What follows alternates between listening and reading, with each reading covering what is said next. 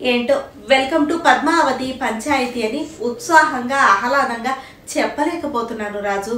విన్నావుగా ఆ నవదంపతులు అంటే 6 ఏళ్ళైందనుకో పెళ్ళయి అయినా కొత్త దంపతులనే అంటారు కదా, మరి 15 ఏళ్ళు 20 ఏళ్ళు కాలేదు కదా. వెనకట ఎంత కోపాలు వచ్చినా ఎంత తిట్టుకున్నా ఎంత కొట్టుకున్నా మళ్ళా కలిసిపోయేటోళ్ళు భార్యాభర్తలు.